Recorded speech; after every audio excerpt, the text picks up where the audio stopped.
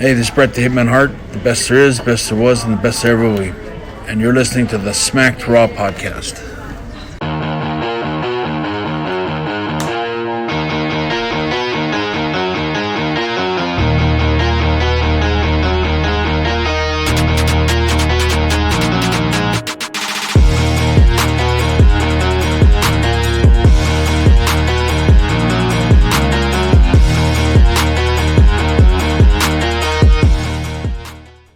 Hey everybody, welcome to the Rewind. We're back, baby, after, God, it feels like 2 weeks. Yeah, it's been 2 weeks. It's been a minute, man, since me and RN been on air together. Welcome to the show, you guys. This is the supposedly supposed to be the weekly show brought to you by Smacked Raw, where RN and I run down the latest happenings in professional wrestling. Tonight, it's a fairly easy episode. Hell in the Cell, typically WWE's least anticipated pay-per-view of the year, probably next to maybe Roadblock, Fastlane, the one that precedes. Well, no, because we don't have that anymore, do we? We only have Elimination Chamber before WrestleMania, right? Okay, yeah. Hell in the Cell, least anticipated pay-per-view of the year. Fresh off of that, the show was stolen by Cody Rhodes. We're gonna touch on that, man. Cody and those giant fucking balls he's got going out there. But yeah, man. My name's Cal Tyson. I got RN, dude. RN, how you doing today, bud? Doing good. Went through a little bout of sickness, so I missed last week. So definitely better to be on the mend. I appreciate it, man. I missed you, man. I missed having you on here. We've scrambled. We tried to get a couple things together between then and now. It's just now getting going. That's good, man. That's good. You guys, we stream these live. Now, typically they are Sundays at 9 p.m. over here on twitch.tv/SmackedRaw. Of course, whenever there's a pay-per-view that takes place on Sunday, that usually pushes the show into the Monday or Tuesday slot, hence why we're shooting today. I just want to give a quick shout out to some of the people in the chat. We got Noob, who always joins us, Vanessa from Putting You Over, and then, of course, Alison is here, and Marie. Thank y'all for joining us for the live show. It's going to be a fun one, you guys. I highly anticipate this to be a fun show. And also, like Cody Rhodes, yours truly is recording with a little bit of controversy that took place. RN, I didn't tell you this before the show, man. I was in a fucking car accident today, man. What? Yeah, dude. I almost didn't make the show. Yeah, you said you were going to be a little bit late. It wasn't. You didn't say it was because you got fucking in an accident. Yeah, so just an accident. You know, just it's honestly like way less dramatic than it sounds. Right. No, I had a dentist appointment this morning. Went to the dentist. Ran some errands. It was just me in the vehicle, by the way. Ran some errands. I went ahead. I stopped by Zaxby's. Let's give Zaxby's a shout out. And I got a bunch of food from them. And the food was sitting in the passenger seat. It was stacked yay high. And I'm rounding the turn to turn onto my road. And I was trying to take the turns light, you know, because I don't want to send my food fries everywhere, like exactly. The Mayhem commercials. Man, it still happened. The food toppled over. Yours truly, like an idiot, turned to pay attention to grabbing the food and not making a mess. Before I knew it, I had just not turned the car sharp enough and just wound up in the fucking ditch and fucked up my SUV, bro. It's so messed up. That was oh god, it was not fun calling the insurance. I barely was able to drive the bitch home. How'd you get out the ditch? So I tried forward, nothing happened. Tried reverse, I had traction. So gotcha. I just luckily my vehicle, it's a mini SUV. So you know, had I been in like the Impala or sedan, no, I would have been screwed. But did the food survive? Yeah, actually, if anything, it was better. Because like I had like the bacon ranch fries, and so it just gave them like a good shake. My wife, she had a salad. The salad got nice and shaken up. I had a Zaxby's Club, which I mean that just tasted like ass anyway. So yeah, But yeah, Allison and Vanessa, like, at least I'm okay. Yeah, I'm fine. My ego. Well, let's be honest. You don't know that because normally, because after the adrenaline and everything wears, it normally takes like a day or two before your neck starts hurting. Well, I really was only doing like 10. Like I was literally just crawling like through that turn, and yeah, it just, by the time I saw where I was, I hit that brake, I slid on the dirt a little bit, and god damn it, man, I feel like an idiot. But yeah, pay attention to the road, folks. Don't be like me. Yeah. Shit, man. Before we get into Hell in the Cell, really quick, you guys, if you ever miss a live stream, check us out, youtube.com/SmackedRaw podcast. Hit that like and subscribe button. It helps the algorithm share our stuff. For real, subscribe. Go to YouTube and subscribe, because it's not just us over there anymore. We got bot spots and chair shots. Will Gray is smashing it with his interviews. Jesus. He had Vince Russo on. That was a lot of fun. I know Russo's always a controversial person to listen to his takes. Then he had a favorite of mine, and I believe yours too. Al Snow was on with him, and that was a fantastic interview. And Russo's wasn't that bad. Like, it was Russo being Russo, but like, he actually came across, I don't want to say likable, but I guess more easier to swallow, I guess.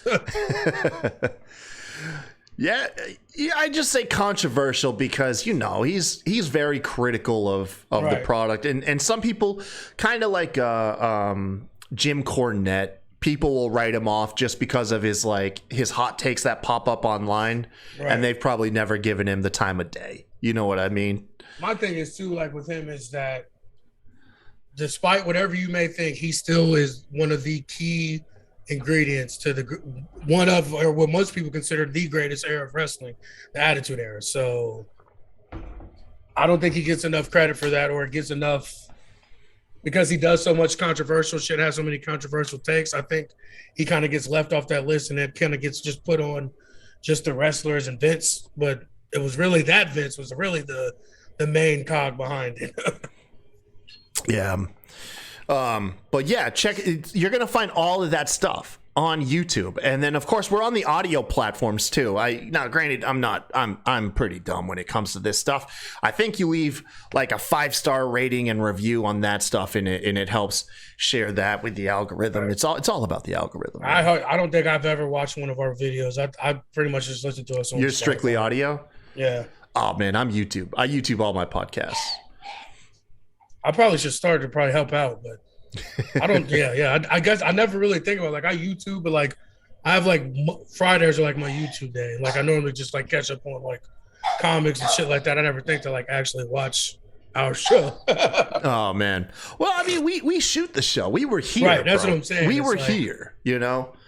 Every now and then, if I feel like we had a really good take, I'll go back and watch it, and I'll do like a little screen record so I can share it with other people.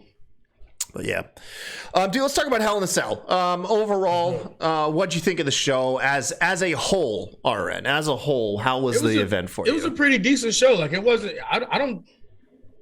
Even Madcap Monster, which I had low expectations for, that even kind of delivered for me. So like, I actually enjoyed it as a whole. Like, I mean, and I can't believe Hell in a Cell is like a fucking filler pay-per-view now, but it is what it is. But my thing with Hell in a Cell is like, I hate that there's only one cell match. Like, just don't, like, it doesn't need to be called Hell in a Cell. Like, if you're gonna do that, like with Extreme Rules and all those other things, like, make them all fucking Hell in a Cell matches. Like, this should all be in the cell or something. Like, I hate that there's only one cell match like that. It's a waste of fucking time us getting there too. Like, I don't know. That's just how I feel about it. I mean, if you're gonna have a gimmick pay-per-view, make it a gimmick pay-per-view. I mean, as a pay-per-view, Hell in a Cell is like my most criticized pay-per-view of the year, just as a concept. Right. And I know I'm not alone in this opinion, but I've always hated the idea of gimmick pay-per-views outside of, say, Money in the Bank and the Royal Rumble. Those are the two that really come to mind. I like Elimination Chamber too. Yeah, I was about to say, I don't mind that one because it's usually setting up something for WrestleMania. Yeah, exactly. However, with these pay-per-views that are often completely overlooked, where a big portion of the fan base sets the bar so low, frequently WWE does like to over-deliver on them, and boy, did we get that last night. Personally speaking, I didn't see the women's match, but from what I gather, it's essentially people's, like, I would say, second favorite match of the night, next to the Cody Rhodes that's match. I mean, really, and that match is going to get, if Cody wasn't injured, I don't know. That's a lot of what it was, is that he was injured. But that women's match was that. If that doesn't, it's definitely going to get some shine for match of the year. Like it was just a well thought out, well story told, good in ring action. Like those three women, just like their chemistry is just off the fucking chart. So yeah, it probably would have been my match of the night as well if the Cody shit hadn't happened. Now, personally speaking, everything in between those matches, you could have featured probably on Raw, with or SmackDown. I guess Madcap Moss. I saw a funny comment. They called a Hell in the Cell. It was Sunday Night Raw, because it literally was just all Raw matches except for Moss and Corbin.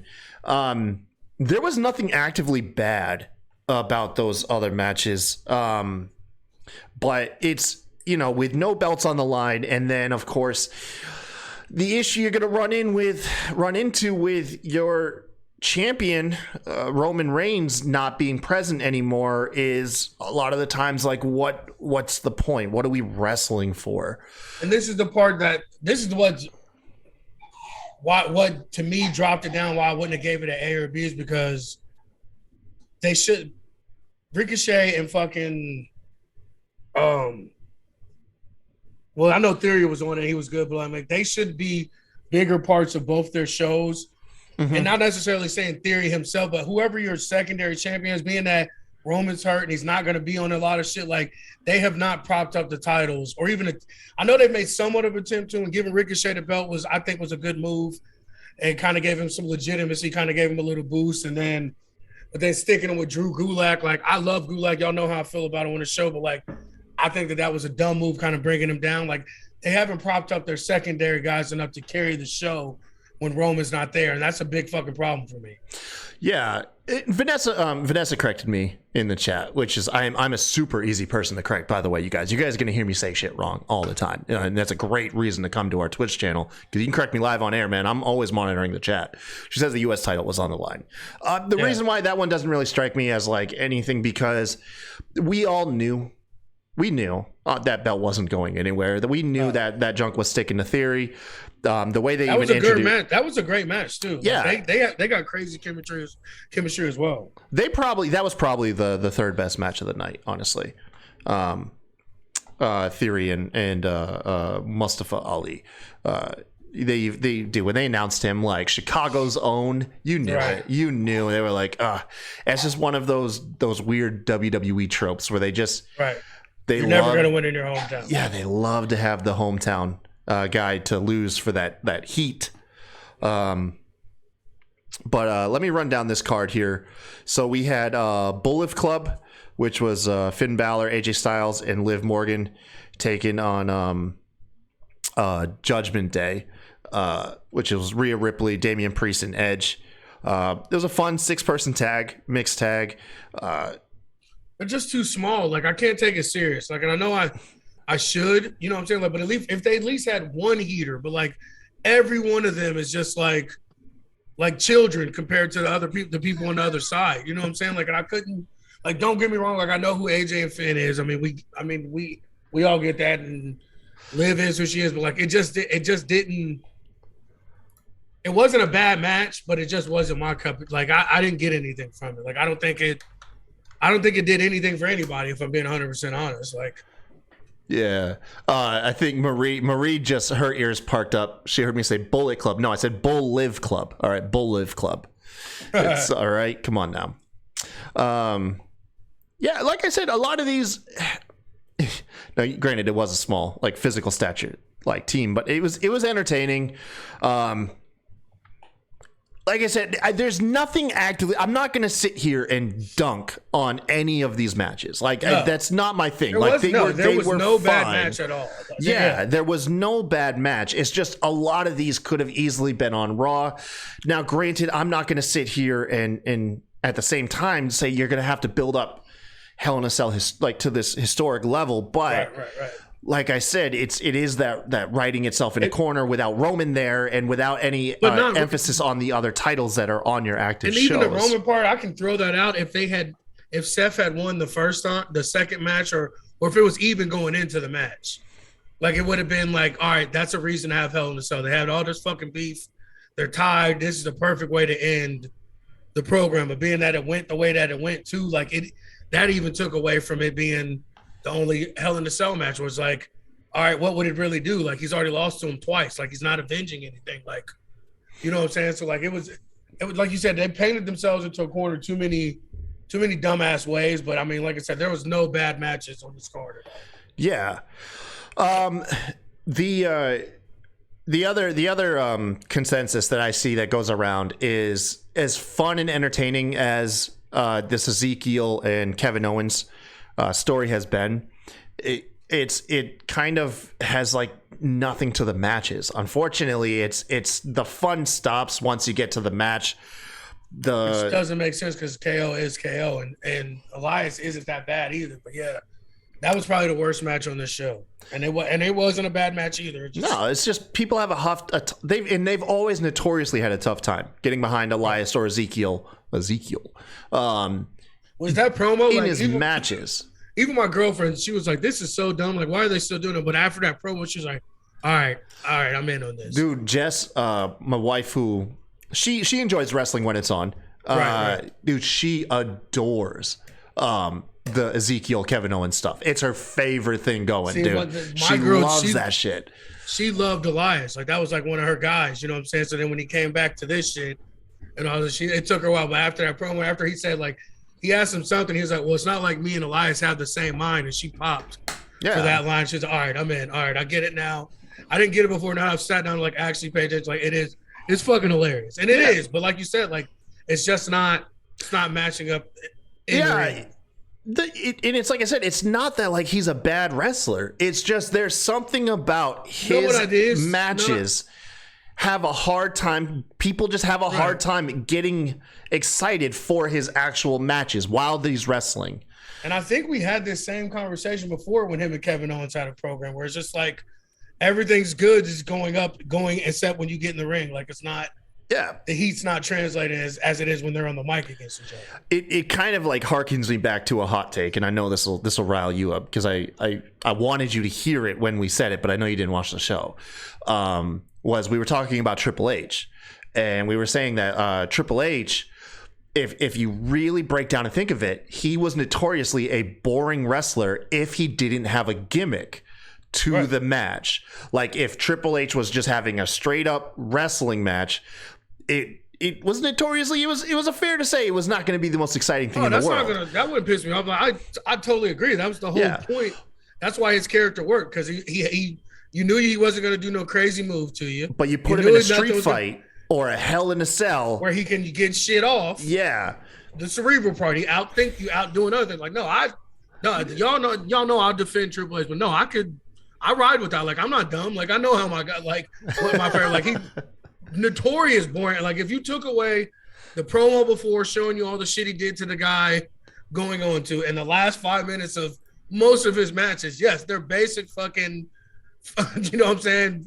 White meat, babyface, bland, heel, arm drag, takedown. You know what I'm saying? Like, rest hold for 5-10 minutes. Like, no, I extremely get it and understand it. And I'm behind that. But like you said, he's already took the dude's girlfriend, married the guy's wife in a drive-through while she was knocked out, beat people with fucking sledgehammers and shit. Like, it's like, you're right, but it's the total package of Triple H. Yeah.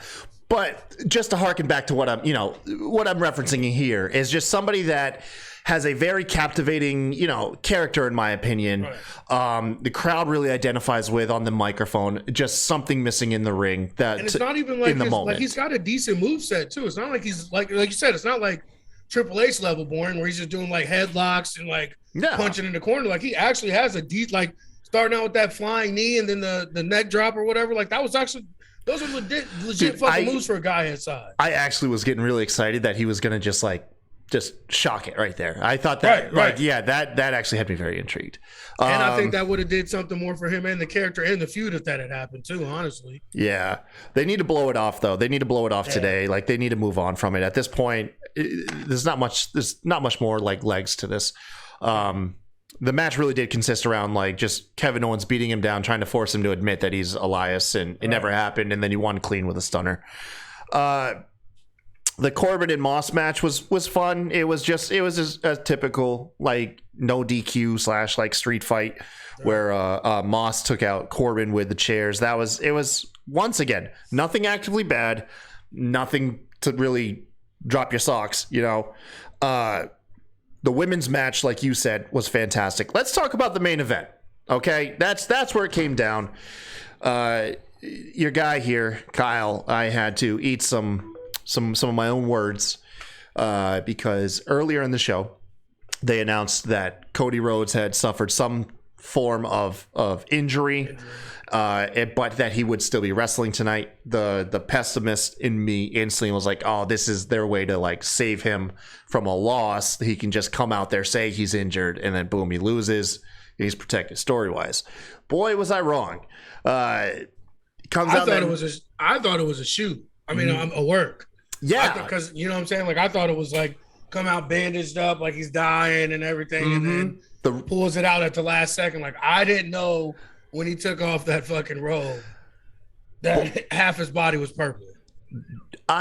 Without exaggeration, without trying to like to dial it up to 11 for just entertainment's sake, without exaggeration, I was cringing 80% of that match when he took off his nightmare gear, showed the same purple pectoral and like inside of his arm and everything, saw that he was legitimately injured, that muscle was torn clean off the bone. Everything just it was cringing, and it sounded like it conveyed to the audience too that they were eerily silent, right? Like just didn't know how to respond. It's because rarely do and it should be rarely, honestly, like there is a debate here to be had, but we don't see guys this one wrestle injured. Right. Well, this one is like, if it had been a partial tear, they probably wouldn't have let him. But the fact that he had ripped it completely off the fucking bone and it's rolled up injured, there's nothing, you can't make the injury any worse. You can't make it any worse. So it's like, I get it. So just have another grown man just like slap you and jab you. Oh, when he was poking him with the kendo stick. Oh yeah, my God! I was like, oh. So yeah, this Hell in the Cell match, by the way, they didn't dance around the injury. They didn't, they had a full on Hell in the Cell match. This wasn't like, what was it? Like a couple years ago, like I think like Rusev and Cena or something, where like the cell was like a non-factor. Into this. No, this was a full-on cell match. The only spot it missed was anything from like the top. That shit. He couldn't barely lift his arm. No. I mean, he couldn't. It was legit. Shoot. But the kendo stick spots. They had table spots in there. After years and years of teasing, Cody Rhodes finally hit a pedigree. I don't know like how sledgehammer spot. Yeah, dude. I don't know like how Seth Rollins' head didn't cave in from under the massive weight of Cody's giant balls. Yes, and it's funny too because the story that was being told was Seth comes out in of course Dusty's polka dot gear. Yeah. I am so fucking into Seth now with the mind games and like the gear and stuff, like with the Shield gear versus Roman, the Dusty gear. Like I'm telling you, I wore my shirt just. The man is the MVP. Shirt? Oh, this is a Cody American Nightmare. That wasn't planned, folks. That definitely was not planned. That wasn't planned. I don't know how much he has to give us to prove. Like I know Roman is who he is, but the real workhorse, the real IC champ, is fucking Seth. Like he makes it happen no matter what. He just wrestled a one-arm man for 25 fucking minutes in the main event of a pay-per-view last night. Like, it's like, what more do we need to do to give this man his flowers? I'm telling you. More than anything. Yes, he should never be a fucking face ever. Never again. Never make him face. Come on. Couple months, then go back to being a heel. Oh, there we go. So, folks, we knew it was going to happen. No, I'm not playing a game. We're doing a show. Hey, want to say hi, everybody. Hi. Like over What's here. up, buddy? Hi. You say hi to RN. Hi. What's up, buddy? I haven't seen you since your haircut. I like it. Okay. You're welcome. All right. What are we gonna say? Say, let's say something cringy for YouTube. Say like and subscribe. Okay. Say it. I'm about to die. There we go. Good job, bad guy. That's DJ. All right, DJ. I love you, buddy. You gotta go. Okay. Say bye. Bye. All right. Later, bud. Knew it was gonna happen. Yep. He waits till about 10 minutes, 10, 15 minutes in. He's all right. Oh, yeah, solid. Almost a half hour in, folks. Look at that. Hey! You gotta shut the door. You gotta shut the door. Oh, no. I know, right? No manners these days, man. Kids these days. That's the best shows when he drops in. JJ says, you gotta say respect my authority. I will not. I will not. Okay? Listen, of all the people you could incorporate. By the way, anybody that's wondering why the South Park references is, I found my aviator glasses after like 2 years of sitting in the trunk of my car. I'm finally wearing them. They're like my favorite glasses of all time. And I'm getting trolled by my friends and viewers here. Did not anticipate to be compared to Eric Cartman. I don't appreciate that. I feel like there's a lot of better references out there. I mean, Top Gun is in theater. I am a Tom Cruise over here. Okay. I think you're more Eric Cartman than Oh, shut the fuck up. Actually, it's more PC Principal than PC Cartman. Principal. I will take PC Principal, man. My wife and I fucking love PC Principal, man. Oh God. Oh man. What are we talking about? What are we talking about? We're talking about Hell in a Cell. Talking about Cody. Oh, you said before I went on about the story, we said got to give Seth his flowers. Yeah, for the mind games and the gear, like him and Becky's supervillain costume maker is like, that motherfucker is top notch. Yeah. Vanessa says Police Academy. I'll take that. I'll take Police Academy because I like making people laugh anyway. So. Or Farva from Super Troopers. Farva. I'll take Farva. The leader of Cola. Yes, I will take Farva. All right. Anyways, so fucking stupid. Car Ramrod. Oh, this is so stupid. Back what I was saying is the story seemed to be around Dusty, and that's how a lot of it was built. You know, Dusty being Cody's literal father and being a huge mentor to Seth Rollins' career. Yep. But it pivoted, and it came down to obviously the Triple H stuff where Cody ends up hitting the pedigree. The guy scrambled on multiple spots for the sledgehammer, and it came down to the sledgehammer after Cody hits some very painful looking crossroads. God, dude, of all of your finishing moves that you could have, of course you have one. The one you gotta land one that involves putting a guy right where the injury is. Those crosswords look worse to him than they did to Seth. I remember I cringed more for him than I did for Seth. Dude, Seth hit him with a curb stomp at one point, and it actually looked more painful was Cody kicking out of the curb stomp because he had to lunge the injured arm up. They did not dance around this injury, folks. No. If you skipped on Hell in the Cell, go back and at least watch the opener and the main event. Like that is, and I had a lot of it too that tells you how good Seth is and how much trust Cody could put into him to not fuck him up even worse than he already was. Yeah, man. Oh, it was fantastic. I so much respect for Cody. Crazy thing. Like, so let's talk about this, man. Cody got the win, by the way, which is even further unseen. This solidifies. Oh my God, how much can change in a day, RN? Cody goes from in the sacrifices he makes to live up to the Rhodes name, to sacrifice for the business that he loves. the bar that he sets for himself, all of these things. It wasn't like he showed up and did it last night out of the blue for Hell in the Cell. He's been doing this. He did it in AEW, and he was getting booed, man. He put himself through the flaming table, getting cuttered off the ladder match. I mean, the dog collar match he had with Brody, all of these fantastic, crazy, brutal, violent, sacrificing matches. Crowd was booing him, could not get cheered to save his life. And now, without a shadow of a doubt, folks, he is by far the biggest babyface in all of WWE. Like, if he doesn't come back and win the Rumble, then they completely fucked this up. They can now rewrite.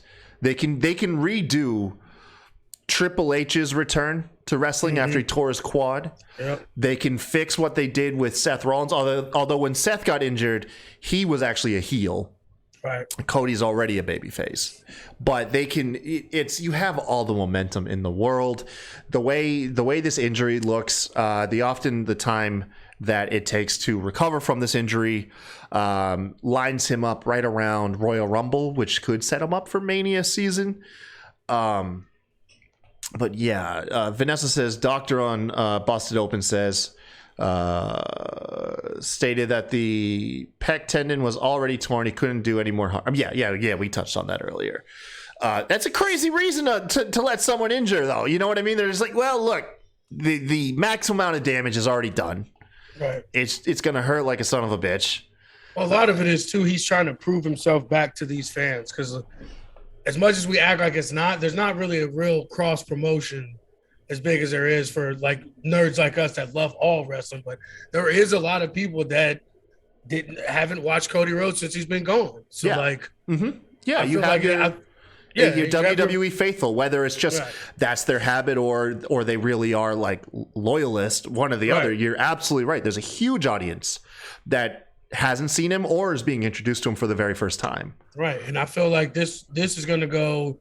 He's always going to have this in his back pocket to bring out to, with like you said, like in those moments in AEW when they were booing him and shit. Like whenever this footage gets pulled out, whatever type of feelings they feel about Cody Rhodes are going to come back to his side whenever they show highlights or bring this match up again. So it was smart as hell, but not at the same time. Like it was risky, but I think that just him, like I said, having this in his back pocket to bring up anytime the crowd starts waning on him like they do Seth when he's a babyface. Yeah, they're gonna come right the fuck back. Jay Quick just hopped in the chat for the very first time. He says Cody was a warrior, but he's feeling it today. He was feeling it last night. Right. Yeah. No, but you're right. You're right. I mean, he's just gonna be feeling it forever. Marcus says that I kind of have an issue with WWE last night. No, that is a credible debate to be had. Was should he have been allowed to go out there? You are not wrong. That is a conversation that should be had. Jay Quick, if you haven't, man, hit that follow button. Let's go ahead and get Excalibur in on this show. Let's give the people what they want. RN, tell us though really quick, what's your take? Should he have wrestled? I got to take a quick phone call. It's about the accident.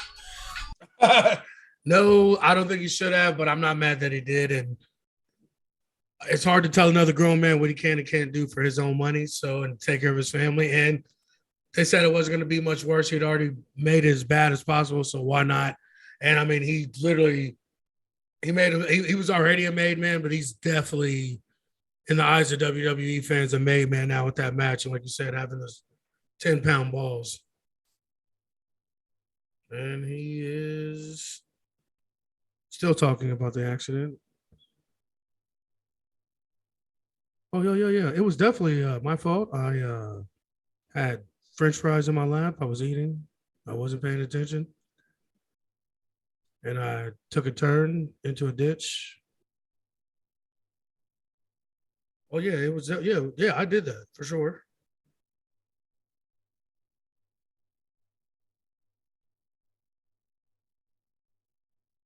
Sorry about the death space. I'm trying to read his lips. All right, so I'll take over the show. Maybe, I guess. Oh, there's back. Fuck you, man. He was calling because I left. I got in that accident today, and I left a a ton of the shit got tore off like the body of the vehicle. And I left it at the scene. I kind of piled it up, and he was like, I'll go get it. And I was like, no, I'll get it in the morning.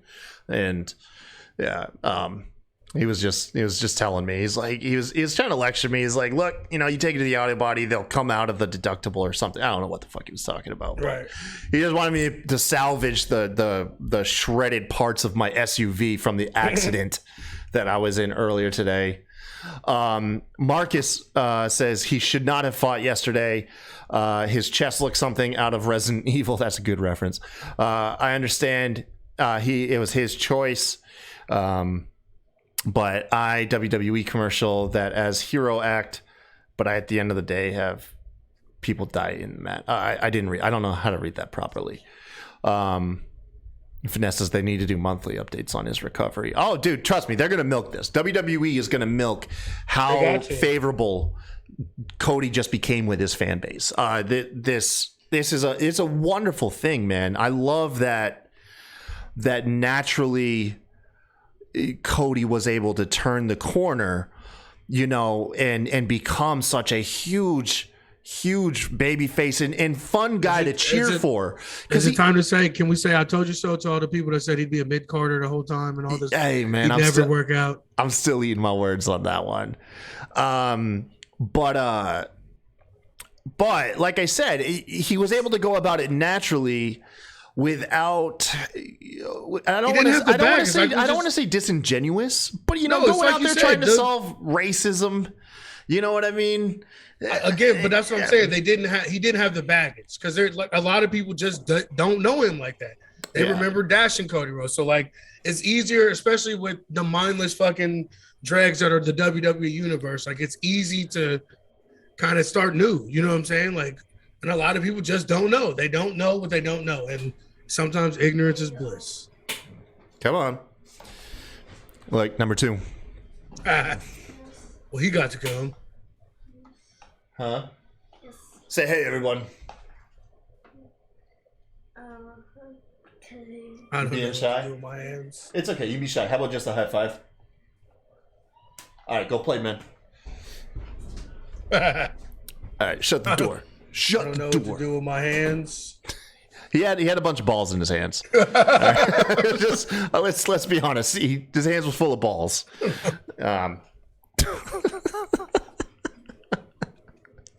For anybody listening to this, I'm sorry. I'm sorry there's so many interruptions to this podcast. Cody wins. He's gonna come out tonight, right? He has to come out. No, they said from everything I've seen, he will. He's booked for the show. Yeah. Oh my God. Let's see if we can find a Raw preview. RN.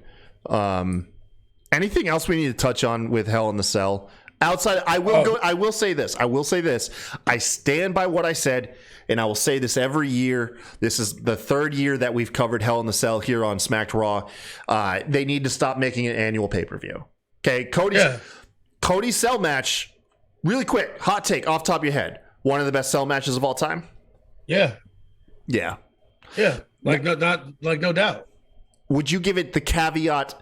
Is it one of the best since the annual show, or one of the best just in general? I'd say in general.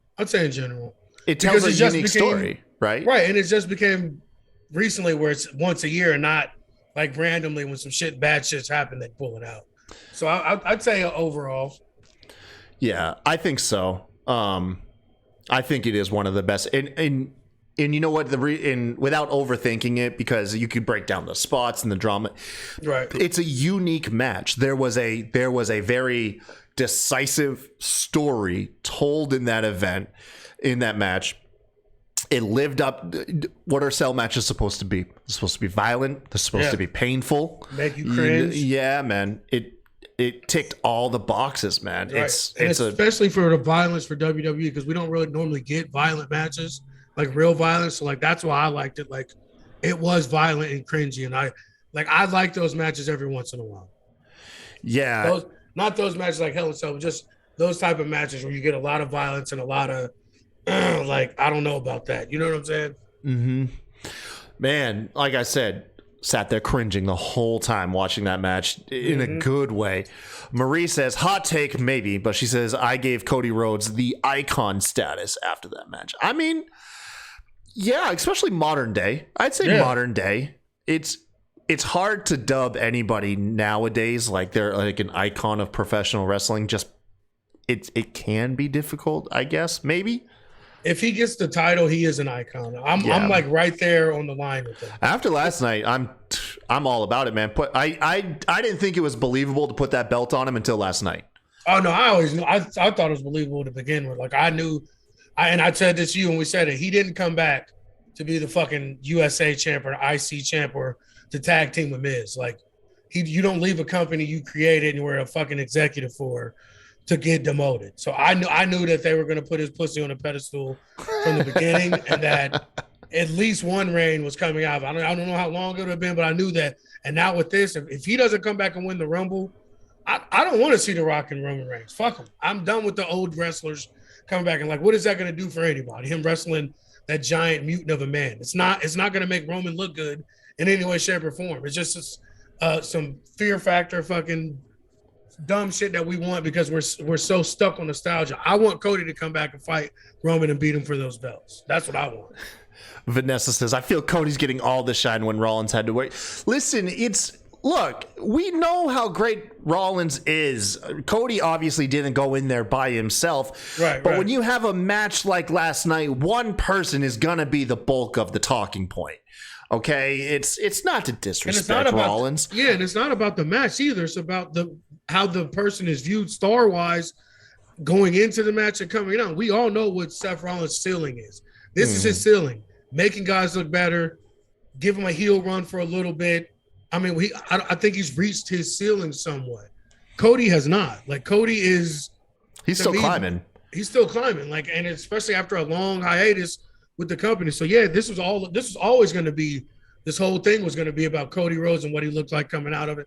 That's why they put him with Seth, a top guy that can work him on the mic and the ring so you can see what he can do. And if he really is deserving of being the champ coming out of it. And after that match, how could you say it's not? Yeah. Marcus said Cody must trust Seth. Yeah, no, you ain't lying about that. That's what I said. Like, that you're not lying there. How much he trusted that man. You know what I'm saying? Like, he put a lot of trust into him. They're saying, it's not just a nostalgic match with The Rock. The story is the head of the table stuff. No, we're aware of it. We're aware. No, just stop with that shit, man. He's not the head of the table when he hasn't even been in the WWE. How many years? He comes up with a fucking flamethrower and shit. Like, y'all are nostalgia. Y'all want some old shit because The Rock was good back in the day. When's the last time you seen The Rock in a fucking wrestling? Like, just stop. He's not the head of the table because he doesn't wrestle. He's the head of the movie star table, the head of the entertainment table, but the head of a wrestling table is fucking Roman Reigns. There is no Rock at the head. When's the last time you seen The Rock? Not lying, man. He's not lying. Like, stop. It's nostalgia. Same bullshit y'all wanted with Stone Cold and fucking Kevin Owens. Hey, she says Young Rock. Yeah, exactly. On another channel. Oh man. Just stop. It's nostalgia. Let it go. What? I'm kind of with you. After Cody, like the Rock story really intrigued me. Like, had it been able to make it to this Mania, waiting. The only issue I have with the Rock story is just waiting till next Mania. Like, right. And that's the thing. Like, waiting all year long and congesting this title picture. Right. Because segueing, one of the other, probably the second biggest babyface in the company right now, I think very obviously as of last night, is Bobby Lashley. When he won that handicap match, he for one, I was surprised that he won. Another like trope that WWE did not lean into, which was pretty nice. And he of course grabbed the fans replica title in celebration, walked around with it. The crowd were really into him. Bobby himself was fired up, looking at him to defy age.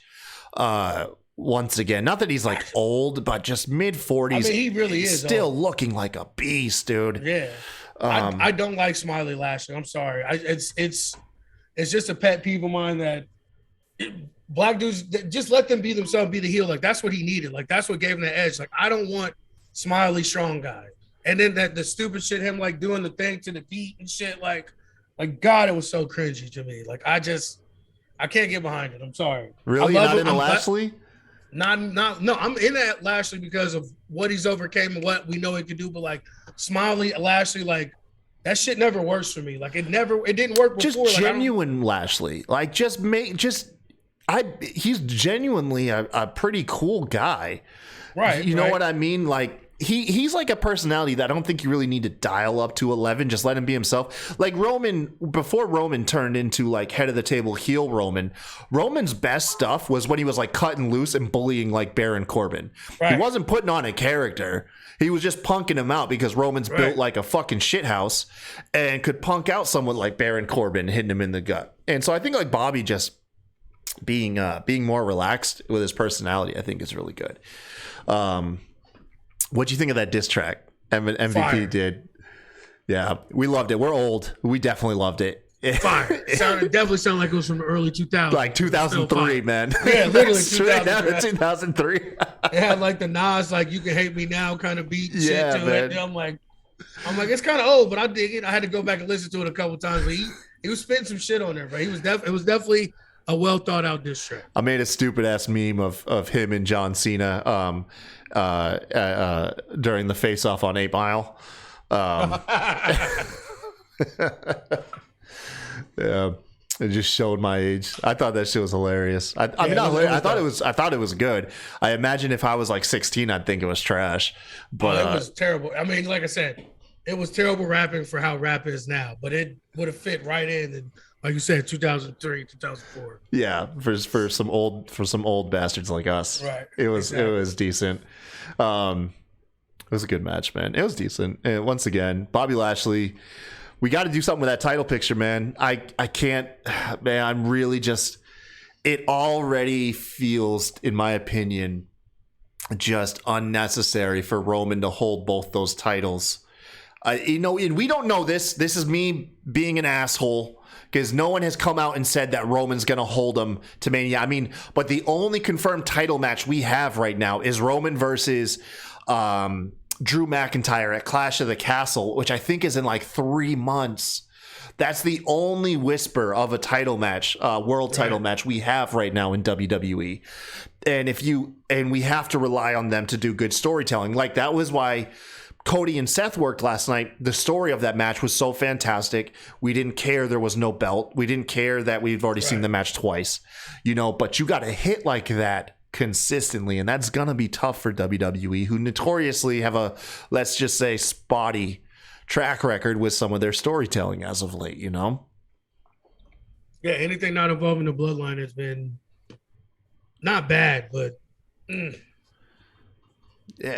So this is what I'm thinking right now. Just to keep us intrigued. I don't do too much fantasy booking, but let's do a little bit. Last night, Cedric Alexander, like a lost puppy, was trying to get somebody to take him back, whether it be MVP or Bobby Lashley. At the end, he interfered in Bobby Lashley's match, helped him get the win, came back, ended up being cool. Cedric said, I got to stand on my own. I say, go ahead, have him pair up with Bobby, get Shelton back in there, have the go ahead and bring them all three together and feud with the Bloodline right there. Just boom, trio and trio, Hurt Business minus MVP versus Bloodline. Why they should have never broke the Hurt Business up. Like I just don't understand like the logic behind it. The dynamic of Lashley and Roman, then Cedric and Shelton against the Usos, and then the mouthpieces of Paul Heyman and MVP. The fact that we didn't have promo battles between MVP and Paul Heyman when Brock Lesnar was facing Bobby Lashley at the pay-per-view still is a travesty.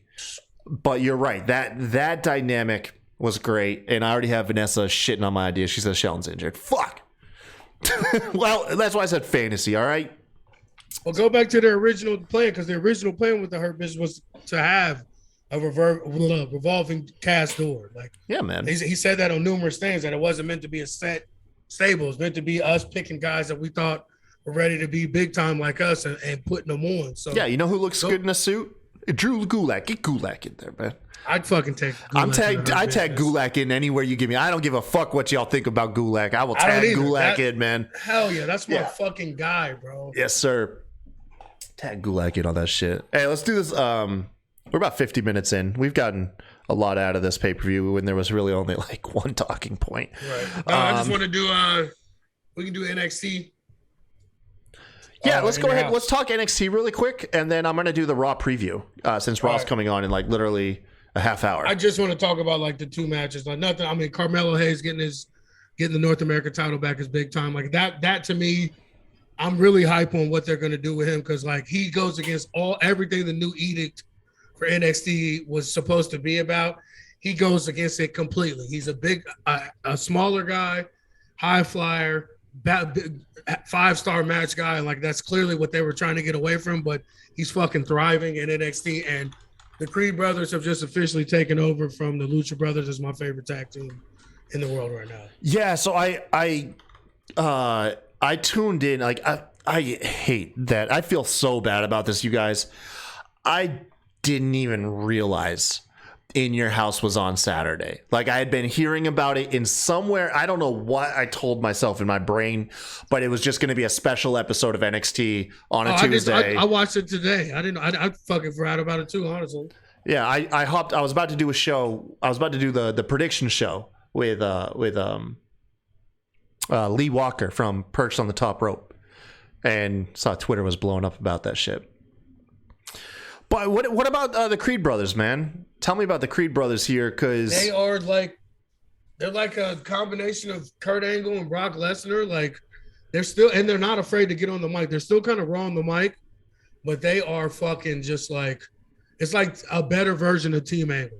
Like you know what? I got an idea. Bring them up, put them with Lashley. There you go, man. Although I mean, NXT is already depleted though, pretty good. Like there really isn't that many. But that's the thing. They know you keep forgetting all these people they've signed that they got back in the cut that they just haven't brought in yet. Like they've had like 2 or 3 class signings since the 2.0 started with decent guys that we still haven't seen yet. And now that they're fully embracing the developmental aspect, no one cares if they bring in green people. No one's setting. I will say that is kind of like one thing. It's like an odd benefit to get away from the black and gold is now the bar isn't set so high on these guys that are training. Now it really is developmental, like it was intended to be. And like, you're not going to get mad when you see some kid that you know has only been wrestling like for 2 years compared to when you had like Adam Cole and all these guys losing to certain people. You know what I'm saying? Like that built-in cachet is no longer there. So you can, like Bama used to tell us, you can give them the benefit of the doubt now because it actually is developmental. Yeah, their branding is a lot more solid of what they are. Right. What'd you think of the main event? Because that's the only match I saw. It was all right. Like I'm starting to come around a little bit as far as Braun Breaker in the ring goes. Like I still can't get down with it and all that shit. Like that's just his voice, man. I know. That's just his voice. I think he needs like a Heyman or Stokely Hathaway or something like that. Like to talk for him, but like he's getting better in the ring and I becoming more believable. But like them switching Gacy to this like Undertaker shit with the Druids and stuff, like dude, don't get me wrong, how cheap was their fucking robes? Oh my god, bro! It's like them $10 ones you get from Walmart. It's like just the robe in the straight bag, up Party City, man. They were straight out of Party City. Those satin robes. And like make those, if you're gonna do that, make those dudes be somebody like with Tony D'Angelo. Like we don't know then, and that's another thing I want to talk about. Why does WWE? All right, we'll go to finish the main event. Then I want to jump back to that because like it's like yeah, just make it something. Like he doesn't like. I know are looking for the supernatural character, and I think he can pull it off, and I think he can be good at that as well. But like, go full blown into it. Like, don't give it this half-ass like Kmart version of it. Those robes, I could not stop staring at them. They look. Oh my god, bro. They look. Bruce Pritchard and them. They look $20. Now, granted, so correct me if I'm wrong. Is everything developmental? Like, are there like costume designers back there just trying to get their reps in too? I don't know. It looked like it. Shit. You know what I mean? Is it developmental both on screen and off screen production That's what I was wise. to say for like Deuce and Domino with fucking Tony D'Angelo. Like, why don't they go back to the wife beater and black jeans thing? Any chance they fucking get, With an Italian wrestler, right? With an Italian, like that's not how gangsters dress or would be in the ring if they're more like Tony D'Angelo with the Fila tracksuit on or something. Like, I hate that Deuce and Domino shit with the fucking wife beaters and black jeans, man. Like, just stop. Like, where do they get their like representation of gangsters from? Like, it's like, no, like it's not Grease or nothing. Like, it's not West Side Story. Like, where the hell do you get like what gangsters are supposed to look it's like? 40-year-old pop culture. You know what I mean? Like legit. Like, I'm like, they're come out there with cigarettes rolled up, snapping to the ring. Like, what the fuck are you doing? Like, so stupid, man. Like, I hate it so much. Well, snap it to the ring. I mean, tell me that it would look like. Come on, man. No, I know what you mean. Fucking wife beater. Like, who wrestles like coming that? out like Grease Lightning, man. Yes, bro. Like, come on, fucking the comb. Like I said, it's it really the developmental aspect, because WWE is already cheesy, Right. but then when you see the cheese that doesn't even make it onto their main shows, then it's something else, man. It's something else. I've come around to NXT, like I said. I just completely spaced on it being on Saturday.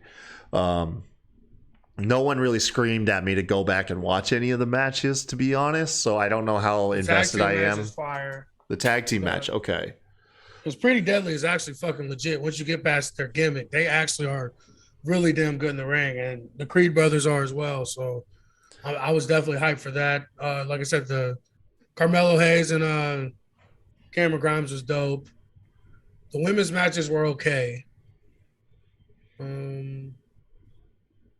Yeah, then the main event. So I mean, it was an all right pay-per-view as well. It wasn't anything that like jumped out to me except for the Creed brothers. Mm-hmm. But other than that, I mean, it was all right. I'll go back and give that tag match a watch for sure. Let's see what we got going on tonight, man. Let's check out this Raw preview here. I got it pulled up. I did my due diligence and got it while you were talking earlier. So the Judgment. Damn, breaking. Okay, so let's first. I just saw something real big. What? Oh my goodness. I'm stoked for Raw now after what I just saw. Okay, cool. So let's start with this. Alexa Bliss, Liv Morgan, Doudrop, Rhea Ripley to face off in a high-stakes #1 contender match. That's probably going to be Bliss, right? Because she's freshly back, and they're not doing anything with her, and then they'll keep that feud going between Liv and Rhea. So watch for Bliss to win that one. That'll be nice. Probably what's going to be on a lot of people's most anticipated list is going to be that Cody Rhodes will address the WWE Universe after his win in Hell in a Cell. Let's read the thing. After battling through a torn pectoral muscle and a jaw-dropping bruise that stretched from his chest to his right arm during his win over Seth freaking Rollins inside Hell in a Cell, Cody Rhodes will now address the brutality of his battle against the Architect. Find out what's next for the American Nightmare after what did it say?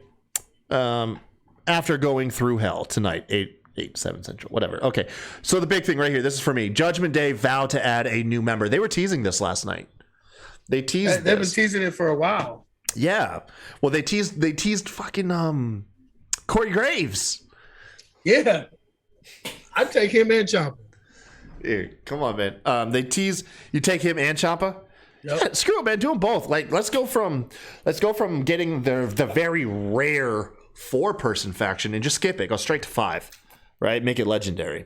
Well, even that, I mean, he's gonna be on Raw no matter what. So I mean, yeah.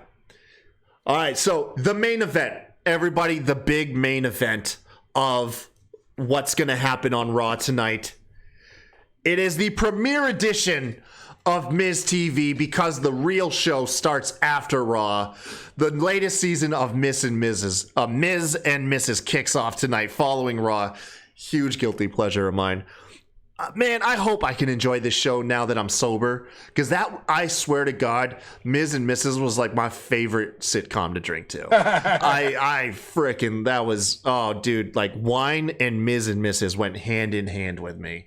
I hope it has the same mystique because I can't wait. But yeah, of course, Miz TV is going to come out. It's going to be him and Maurice just cutting up. But yeah, so that's your Raw preview, man. That's your Raw preview. Who's going to join Judgment Day? Yeah. Yes, sir.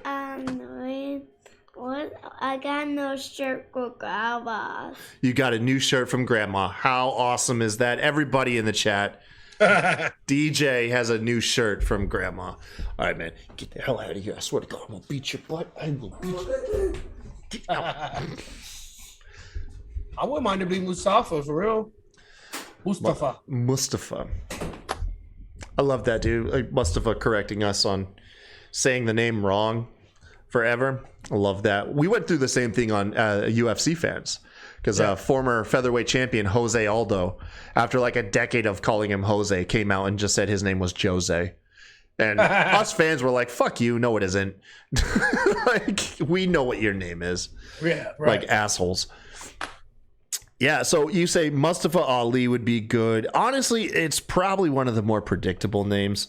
Let's see what here says. After emerging victorious at WWE Hell in a Cell against AJ Styles or Bullet Club, Edge and his malevolent.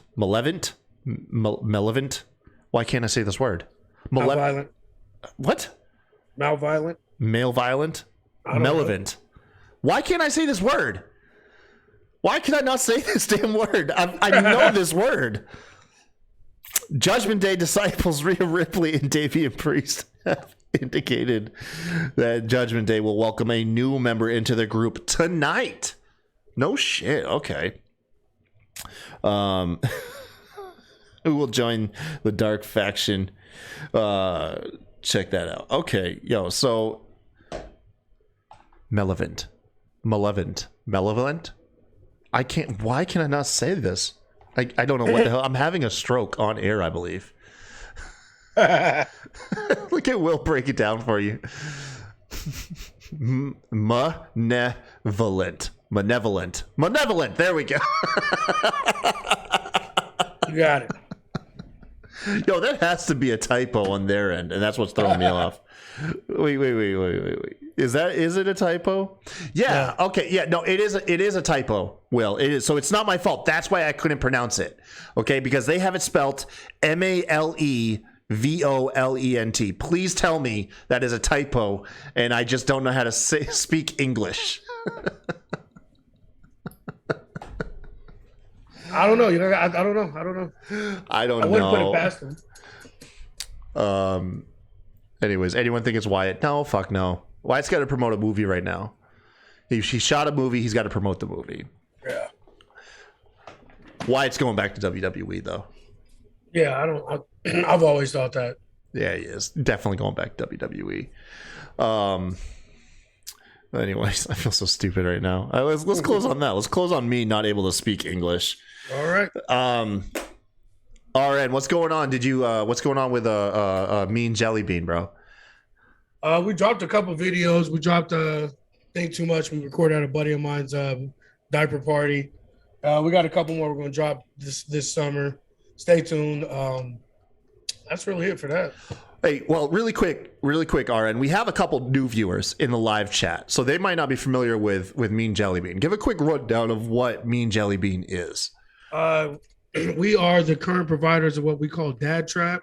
So dads that really are not in the trap or selling drugs, making rap music that kind of sounds like we are, even though we're not. That's kind of like the niche we're in right now. But it's really just funny songs, comedy videos, skits, pretty much anything you think of. We got a Facebook page. We do Mean Jelly Bean memes where we post ridiculous memes that are probably not safe for work and might get you in trouble. So pretty much we just do things that to embarrass people and to make our friends and family not like, comment, or share any of our work. So that's pretty much what our aim is. You're like Prestige Worldwide. That's the best way to put it, yeah. Was that your meme that I saw it? Jess saw it, and she had me throw that at her. Okay, you know what? I've lost it. And yeah, never mind. I was gonna put it on air, but it must be lost in the damn chat. Anyways, Oh no, it was what's her name? Amber Heard in the Squid Games. Yeah. Was that y'all's? Was that y'all? That was, we didn't originally make it, but I definitely posted that. Ah, damn! I thought y'all did that because I was like, dude, that shit's hot. Yeah. But yeah, Mean Jelly Bean's good. Hey, you guys, if you didn't hear earlier, if you joined in midway through the show, hey, thank you guys for sticking around. Live shows Sundays 9 p.m. Twitch.tv/Smacked Raw podcast or Smacked Raw, excuse me. Tuesdays you can catch typically Will Gray and Bobby Yellow Shoe Guy doing botch spots and chair shots. They're fun show. Vince Russo of our podcast. Yeah, the Vince Russo of our podcast, buddy. I gotta tell you, man. Yellow Shoe Guy. He rubs me the wrong way sometimes. He does. And he's doing his job. And he's doing his job, right? I can't like all of you. No, I'm just kidding. I did a show. I did a show with him and Will the other day. It was actually a lot of fun. He was a pleasant guy to talk to. Yeah, and then what you don't really see live is their interviews, youtube.com/SmackDraw Podcasts. And then, we got a Patreon. Check out our Patreon too, man. Throw some money. We appreciate it. But no Sunday Night Heat beat this time. Sorry, guys. I'm lacking. But like always, until next time, y'all have a good one. See you guys this week. Hey, this is Bret the Hitman Hart, the best there is, best there was, and the best there ever will be. And you're listening to the Smacked Raw podcast.